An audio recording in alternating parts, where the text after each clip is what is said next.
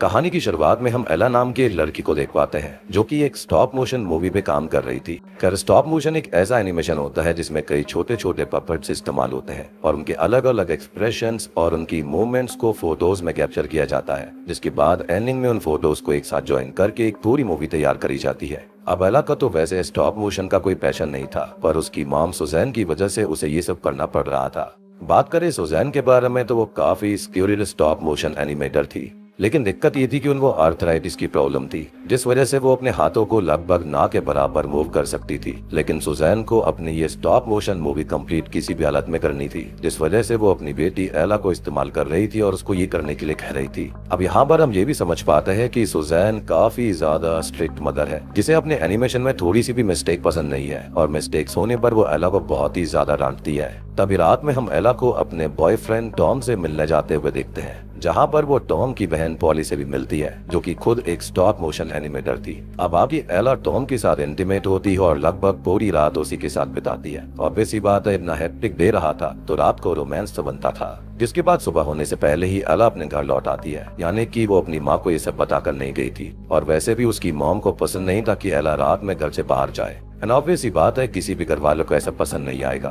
खैर कुछ ही देर के बाद में उसकी माँ उसे अपने स्टूडियो में बुलाती है, जहाँ पर वो वापस से मूवी बनाने के काम पर लग जाती है। लेकिन तभी अचानक से वहाँ की लाइट चली जाती है और जैसे ही एला अपनी मॉम को ढूंढते हुए दूसरे कमरे में आती है तो वहाँ पर वो देखती है कि उसकी माँ को स्ट्रोक आया था, जिसके बाद में एला की मदर को हॉस्पिटल में भर्ती किया जाता है। अब आगे एला जब टॉम के घर पर होती है तब टॉम उसको ये कहता है कि जब तक तुम्हारी मॉम ठीक नहीं हो जाती तुम यहीं पर रुक जाओ। लेकिन तभी एला को अपनी मॉम का विजन आता है, जहाँ पर वो अपनी माँ को पपेट के फॉर्म में देखती है और अचानक से वो फैसला करती है कि वो अपनी माँ के बिना ही इस मूवी को कंप्लीट करेगी। पता नहीं अचानक से उसके अंदर कुछ जुनून सा आ गया था। जिसके बाद एला रेंट पर एक अपार्टमेंट लेती है, जिसके अंदर वो अपना स्टूडियो बिल्ड करती है और अपने मूवी के काम को शुरू करने के लिए तैयार हो जाती है। और सोचकर देखो यहाँ पर ये चीज कितनी अजीब है, उसकी माँ का खुद का घर है, खुद का स्टूडियो है, सारा सेटअप बना हुआ है, लेकिन फिर भी वो रेंट पर स्टूडियो बिल्ड करती है, स्क्रैच से सब कुछ शुरू कर रही थी। कर आगे अपने अपार्टमेंट में जाते हुए एला को सीढ़ियों पर एक छोटी बच्ची दिखती है, जो कि एला से बात करने की कोशिश करती है, लेकिन एला उसे इग्नोर करके वहाँ से चली जाती है। अब इस छोटी लड़की का मूवी में कोई नाम नहीं है, इसलिए हम इसको लेजी बुलाएंगे।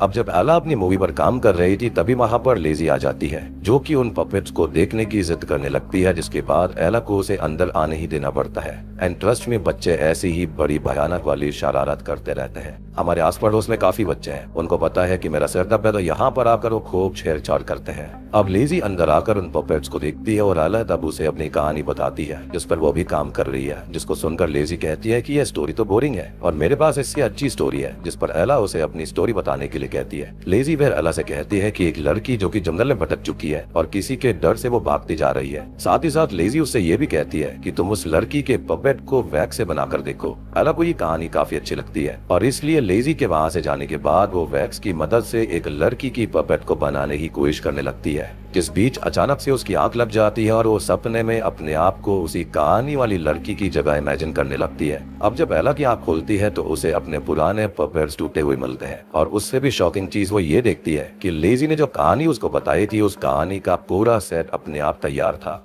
और यहाँ तक कि उस कहानी का एक स्मॉल वीडियो क्लिप भी बन चुका था, जिसको जब एला देखती है तो उसे वो क्लिप काफी पसंद आता है। ऐसा लग रहा था किसी प्रोफेशनल ने उसे किया हो। क्या एला तब ये सोचने लगती है कि शायद उसी ने सोने से पहले ये क्लिप्स और सेट बना लिया होगा और शायद अब वो बातें भूल रही होगी और इसलिए वो अपनी माँ सुजैन की कहानी को बीच में ही छोड़ के लेजी की बताई हुई कहानी पर आगे काम करने का फैसला करती है। अब इसके बाद एला अपनी माँ को देखने हॉस्पिटल में जाती है, जहाँ पर उनकी तबीयत अभी भी खराब होती है। खैर अब घर पर पॉली एला से मिलने आती है, जहाँ पर उसे एला की न्यू मूवी के बारे में पता चला है, जिस पर अभी वो काम कर रही है और उसे वो मूवी का आइडिया पसंद आता है। कुछ ही देर के बाद में लेजी वहाँ पर आती है, जो कि एला से कहती है कि ये लड़की की पपेट रियल नहीं लग रही है। जिसके बाद वो किचन से जाकर एक मीट का टुकड़ा लेकर आती है और एला को वो मीट पपेट के ऊपर लगाने के लिए कहती है, जिसको सरप्राइजिंगली एला बिना सवाल किए लगा भी देती है। अब लेजी एला को आगे की कहानी बताते हुए कहती है कि ये लड़की एक डरावनी आदमी से डर कर भाग रही है जिसका नाम ऐशमैन होगा, और ऐशमैन से बचने के लिए वो लड़की जंगल के बीच बने हुए एक कैबिन में चली जाएगी। एला को कहानी का ये हिस्सा भी अच्छा लगता है और वो अगले दिन इस पर काम करने का फैसला करती है। पर उसी रात लेजी वापस उसके घर पर आती है और उसे अपने साथ जंगल लेकर जाती है, जहाँ पर उनके सामने एक फॉक्स की डेड बॉडी पड़ी थी। अब लेजी एला को ऐशमैन का पपेट इस फॉक्स की डेड बॉडी से बनाने के लिए कहती है, क्योंकि एला को बहुत अजीब लगता है और वो ऐसा करने से मना कर देती है, जिससे कि लेजी हमें नाराज दिखाई देती है। अब एला क्लब में पॉली से मिलने जाती है, जहाँ पर पॉली उसे एक ड्रग देती है ताकि एला उसे लेकर थोड़ी सी फ्री हो जाए, शांत हो जाए। पर आगे एला जैसे ही उस ड्रग को कंज्यूम करती है वो बड़ी ही अजीब हरकतें करने लगती है, जैसे कि उसका खुद पे कोई भी कंट्रोल नहीं था। लेकिन तभी होता यह है कि लेजी वहाँ पर कहीं से आ जाती है, जिसके साथ एला जंगल चली जाती है और उस मरी हुई फोक्स की बॉडी को घर लेकर आ जाती है, जिसके बाद वो उसके मांस से ऐशमैन को बनाती है। और इस पॉइंट तक हम समझ पाते हैं कि एला खुद के दिमाग से अब काम नहीं कर पा रही थी। लेजी एला से कहती है कि अब वो लड़की कैबिन में जाकर छुप जाएगी, जहाँ पर ऐशमैन कैबिन के बाहर आएगा और 3 रातों तक कैबिन के बाहर वो रहेगा, जहाँ पर पहली रात वो 3 बार कैबिन के दरवाजे पर दस्तक देगा। लड़की को विंडो से देखेगा, लेकिन लड़की के बाहर ना आने पर वो वहाँ से चला जाएगा। अब एला फिर उस तरह कहानी को आगे फ्रेम करने लगती है और उस वक्त काफी रात हो रही थी। तभी एला को ऐसा एहसास होता है कि उसे ढूंढते हुए उसके घर कोई आ रहा था, जिससे डरकर एला दरवाजे को बंद कर लेती है। और तभी बिल्कुल ऐशमैन की कहानी जैसे कोई उसके दरवाजे पर 3 बार दस्तक देता है। जिसके बाद एला जब बाहर देखती है तो उसे किसी की डरावनी आंख दिखती है। ये बिल्कुल वैसा ही था जैसा एला उस जंगल वाले कहानी को बना रही थी, और कहानी में एला ने जो बताया था वो अब उसके साथ असल जिंदगी में हो रहा था। और ये सब देखकर एला काफी डर जाती है और वहीं पर बेहोश हो जाती है। अब अभी सुबह टॉम एला से मिलने आता है और वो एला को बेहोश पाकर उसको संभालता है। तब हम ये नोटिस कर पाते हैं कि एला ने पिछली रात पॉली के दिए हुए ड्रग्स लिए ही नहीं थे। एला जब अपने लैपटॉप पर देखती है कि पहली रात वाली वीडियो क्लिप रिकॉर्ड हो चुकी थी, जबकि उसे याद तक नहीं है कि उसने पिछली रात इसे रिकॉर्ड कब किया भी था या फिर नहीं। इस मूवी को लेकर एला की तबीयत धीरे धीरे खराब हो रही थी, जिसको देखकर टॉम उसे इस पर काम ना करने के लिए कहता है और एला भी इसके लिए मान जाती है। यानी कि अब तक हम ये सोच रहे थे कि उसने ड्रग लिया होगा, जिसकी वजह से ऐसा उसके साथ हुआ। जो कुछ भी उसने लेजी के द्वारा सुना वही उसने महसूस किया, लेकिन असल में उसने ड्रग लिया ही नहीं। तो यहाँ पर आखिरकार आया कौन था और ये कहानी असली हो कैसे रही थी और लेजी है कौन, तो इसके बारे में तो आगे ही पता चलेगा। अब एला फिर अपने आप को बिजी रखने के लिए पॉली की कंपनी में काम करने के लिए जाती है, जहाँ पर उसे कुछ काम दिया जाता है और वो उसे अच्छे से कर भी लेती है। इसके बाद एला जब उस काम के बारे में बताने के लिए पॉली से मिलने जाती है, तब वो देखती है कि पॉली जिस मूवी की स्टोरी पर काम कर रही है वो उसकी ही स्टोरी है। यानी कि पॉली ने एला की पूरी कहानी चुरा ली और अब वो उस पर मूवी बना रही है। अब एला को ये देखकर बहुत ही ज्यादा गुस्सा आ जाता है और वहाँ पर पॉली के मना करने के बावजूद भी वो पूरा सेट बर्बाद करके सभी पपेट्स को तोड़ देती है और वहाँ से चली जाती है। अब हॉस्पिटल में एला अपनी मॉम से मिलने जाती है, जहाँ पर उसे ऐसा लगता है कि उसकी माँ उससे बातें कर रही है और उससे ये कह रही है कि तुम खुद से कुछ नहीं कर सकती, तुम बस एक पपेट हो, जिसका काम हो जाने के बाद उसे बॉक्स में वापस जाना होगा। एला ये सब सुनने के बाद अपने अपार्टमेंट में वापस जाती है और स्टोरी को आगे कंटिन्यू करने का फैसला करती है, जहाँ पर अब कहानी के अनुसार दूसरी रात ऐशमैन लड़की को टच करेगा और तीसरी रात वो लड़की को मार देगा। और ये होती है लेजी की बताई हुई कहानी, जो कि काफी क्रीपी थी। लेकिन एला लेजी से ये कहती है कि मैं कहानी को चेंज कर रही हूँ, ऐसी कहानी बड़ी अजीब है। एला बोलती है कि वो ऐशमैन लड़की को टच नहीं कर पाएगा और लड़की वहाँ से बचकर भाग जाएगी, जिस पर लेजी काफी क्रीपी तरह से कहती है कि कोशिश करके देख लो। अब एला जब आगे की मूवी बनाने लगती है तभी हम उस ऐशमैन को असल जिंदगी में देख पाते हैं, जो कि एला के पास आ रहा था और वो उससे बचकर भागने की कोशिश कर रही होती है, पर इसका कोई भी फायदा नहीं होता और ऐशमैन एला को पकड़ लेता है, जिसके बाद वो वहीं ऑन द स्पॉट बेहोश हो जाती है। यहाँ पर अब बिल्कुल वैसा ही हुआ था जैसा कि लेजी के कहानी में दूसरी रात होने वाला था, यानी कि ऐशमैन ने लड़की को टच कर लिया। अगली सुबह एला हॉस्पिटल में भर्ती थी, जहाँ पर डॉक्टर उसको ये बताता है कि तुम अपने अपार्टमेंट से बाहर जख्मी हालत में मिली थी। उस वक्त वहाँ पर टॉम भी होता है, जो कि एला से कहता है कि तुम इस मूवी को बनाना छोड़ दो, मैं तुम्हें अब इस मूवी पर और काम करने नहीं दूंगा। टॉम उससे कहता है कि मैं अभी अपार्टमेंट जा रहा हूँ और वहाँ जाकर मैं उन पपेट्स और पूरे सेट को बर्बाद कर दूंगा, जिस पर एला टॉम को रुकने के लिए कहती है और ये काम खुद से करने का फैसला कर लेती है। हॉस्पिटल से निकलने से पहले एला को डॉक्टर से पता चलता है कि उसकी माँ सुजैन की मौत हो चुकी है, जो कि बहुत ही बड़ी शॉकिंग न्यूज थी। लेकिन जब एला उनको देखने जाती है तो हम नोटिस करते हैं कि उसके चेहरे पर कोई दुख के भाव नहीं थे। उस वक्त वहाँ पर लेजी भी होती है, जो कि एला से कहती है कि हमें मूवी को पूरा करना है। यानी कि वो मूवी से ऑब्सेस्ड हो चुकी थी। अब ये सब सुनकर एला फिर से मूवी बनाने का मन बना लेती है और लेजी के साथ अपार्टमेंट चली जाती है, जहाँ पर लेजी उसको कहती है कि इन कैरेक्टर्स में रियल जैसा कुछ नहीं लग रहा, इन्हें वापस बनाना होगा कि उसके लिए हमें फ्रेश मीट या फिर फ्लैश का इस्तेमाल करना पड़ेगा। जिसके बाद एला लेजी का गला दबाकर उसको मार डालती है ताकि वो उसकी बॉडी से ही पपेट्स को बनाएगी।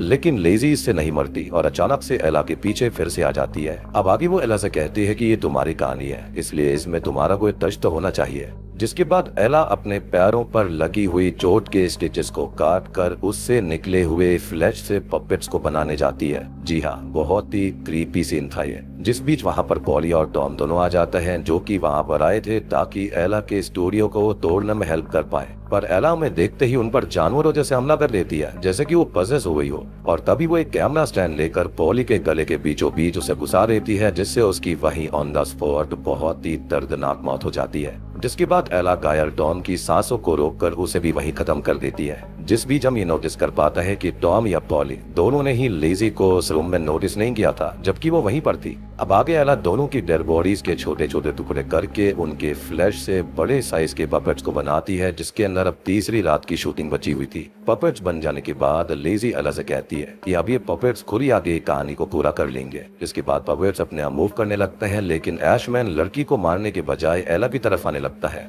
और एक पॉइंट पर एला को पकड़ भी लेता है। लेकिन हम लेजी की आंखों में डर को साफ साफ देख पाता है, क्योंकि यह उसकी कहानी का पार्ट नहीं था। लेकिन फिर भी एला ऐशमैन को खुद के ऊपर हमला करने देती है। अब एला फिर अपना चेहरा ऐशमैन को खाने के लिए दे देती है, जो कि बिल्कुल ऐसा लग रहा था जैसे उसका चेहरा पूरा वैक्स से बना हुआ है और वो खुद भी वैक्स की है। जिसके बाद सीन यही कट हो जाता है। अब मूवी के एंडिंग सीन में हम एला को जंगलों में देखते हैं, जहाँ से चलकर वो एक कैबिन के अंदर जाती है, बिल्कुल सेम उसी स्टोरी की तरह जो कि लेजी ने उसको सुनाई थी। जहाँ पर लेजी कैबिन के अंदर बैठी हुई लैपटॉप पर उसी कहानी को देख रही होती है, जो कि अब पूरी हो चुकी है। लेजी फिर एला से कहती है कि मुझे ये मूवी पसंद आई। इस पर एला स्माइल देते हुए वहाँ पर रखे हुए एक बॉक्स के अंदर चली जाती है। जैसा कि याद होगा आपको, उसकी माँ ने कहा था कि तुम खाली इस कहानी में पपेट हो और अंत में तुम्हें बक्से में जाना ही होगा। इसी के साथ में मूवी यहीं पर खत्म हो जाती है।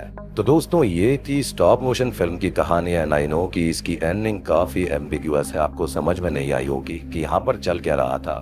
तो देखो, यहाँ पर ये कहानियां जो होती है ना, इस टाइप की मूवीज होती है, वो काफी क्रिप्टिक मैसेजेस देती है। अब आप यहाँ पर ये भी सोच रहे होगे कि एंड के अंदर यहाँ पर एक एग लाइक स्ट्रक्चर था जो कि ब्रेक हो जाता है, उससे खून आने लगता है। तो इसका सजेशन क्या था, यानी कि ये सजेस्ट क्या करना चाहती है? तो मेरे ख्याल से यहाँ पर एज एन आर्टिस्ट जो एला थी, उसको लिमिट तक पुश करा गया और उसकी टाइम यहाँ पर कभी भी राइट नहीं थी। उसको बहुत ही जल्दी काफी कुछ लर्न करना था और काफी मिस्टेक भी होती है, ऑब्वियस ही बात है। और मिस्टेक से ही इंसान सीख पाता है, क्योंकि बिना मिस्टेक के कोई भी परफेक्शन नहीं होती आर्ट के अंदर। बात करें एला की माँ के बारे में, तो देखो, एला की माँ ने उसको बहुत ही ज्यादा पुश किया था, क्योंकि सुजैन ये चाहती थी कि उसकी बेटी एला भी बिल्कुल एक्स्ट्रा ऑर्डिनरी बन जाए अपनी माँ की तरह। लेकिन ऐसा हमेशा नहीं हो सकता। देखो, अब यहाँ पर जो एला थी, उसको अगर प्रॉपर केयर, प्रॉपर गाइडेंस दी जाती अच्छी तरह से, तो वो यहाँ पर अपनी माँ को भी बीट कर सकती थी। लेकिन उसके ऊपर कंटिन्यूअस प्रेशर बनाया गया था, जिसकी वजह से उसके अंदर एक वॉइड क्रिएट हो गया, जिसकी चलते उसने अपनी माँ के रूप में इस छोटी सी लड़की को जन्म दिया। और मेरे ख्याल से बचपन में एला ऐशमैन नाम के किसी कैरेक्टर से डरती होगी, जिसके चलते ऐसी कहानी उसने बनाई थी।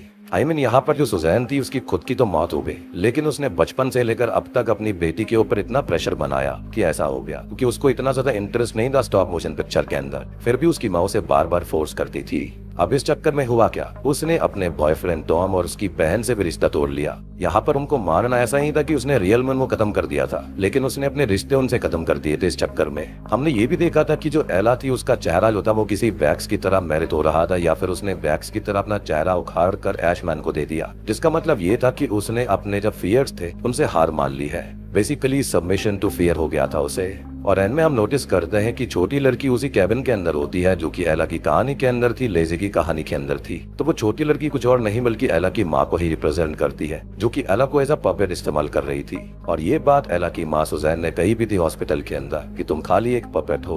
वो होता है ना, कंट्रोलिंग पेरेंट्स होते हैं, जो वो चाहे वही आपको करना पड़ता है। बिल्कुल वैसी चीज थी यहाँ पर। इनफैक्ट एला को इतना ज्यादा डर था अपनी माँ का, या फिर इतनी ज्यादा एब्जॉर्ब हो चुकी थी अपनी माँ की प्रेजेंस से, कि जब वो हॉस्पिटल के अंदर थी तब भी उसने यहाँ पर एक इमेजिनरी गर्ल को गाइड करने के लिए रख लिया। और यहाँ पर एला की जिंदगी कैसे खत्म होती है, उसने अपनी माँ के कहे अनुसार ही एक मूवी बना दी, जो कि कुछ और नहीं बल्कि लेजी ही थी। इसके चलते हुआ क्या, उसकी खुद की जिंदगी खराब हो गई, जिसके चलते उसने अपने रिश्ते, अपने बॉयफ्रेंड, सब कुछ खराब कर लिया। उसने बेसिकली अपनी जिंदगी दे दी किसी और को खुश करने के लिए। और यहाँ पर मेरे हिसाब से कोई भी सुपर नेचुरल या फिर कोई आत्मा वाला एंगल कभी था ही नहीं। ऐशमैन का होना और ये सारी चीजें मेरे ख्याल से एला का डर था, जिसने एंड के अंदर उसने सबमिशन कर दिया। बेसिकली उसने हार मान ली थी और हो भी सकता है कि शायद से उसने खुद को खत्म कर लिया हो, क्योंकि वो एक पपेट की तरह किसी बॉक्स के अंदर चली गई, बंद हो गई। तो इसके दो ही मतलब निकलते हैं, या तो उसने खुद को खत्म कर लिया या फिर वो यहाँ पर अपने सबमिशन में हो गई थी अपने डर से। फाइनली सुजैन जो चाहती थी, जैसा अपनी बेटी को बनाना चाहती थी, वो ठीक वैसे ही बन गई थी। एंड मुझे ये भी नहीं लगता कि वो कहानी जो नए अपार्टमेंट के अंदर गई थी ना, वहाँ पर उसने नई कहानी नहीं लिखी होगी, बल्कि ये उसकी माँ की ही कहानी थी जो कि वो इनडायरेक्टली पूरा कर रही थी। और इस मूवी के अंदर जितनी भी चीजें दिखाई गई हैं वो सारी की सारी रिप्रेजेंटेशन है कि एला कैसे स्टार्टिंग से फ्रस्ट्रेटेड थी अपनी माँ की इन हरकतों से, जिसके चलते वो टॉम के पास जाया करती थी एज एन एस्केप प्लान। लेकिन अल्टीमेटली उसने अपनी माँ की विशेष को पूरा करने के लिए खुद को कुर्बान कर दिया। तो दोस्तों, ये थी स्टॉप मोशन फिल्म की एक्सप्लेनेशन। उम्मीद करता हूँ कि आपको पसंद आई होगी। मुझे तो पर्सनली मूवी काफी इंटरेस्टिंग लगी, आपको भी अच्छी लगी होगी। तो वीडियो अच्छी लगी है तो लाइक कर देना, चैनल के ऊपर नए हैं तो सब्सक्राइब कर लीजिए।